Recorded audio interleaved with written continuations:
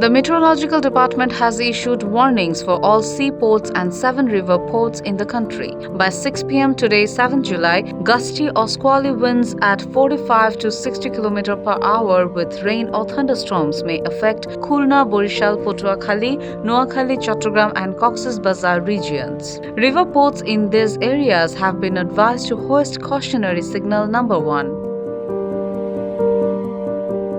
In addition, due to a low-pressure area over Gangetic West Bengal and adjoining regions, there is a significant difference in air pressure over the North Bay and coastal Bangladesh. As a result, seaports in Chattogram, Cox's Bazar, Mongla and Paira have been asked to hoist local cautionary signal number 3.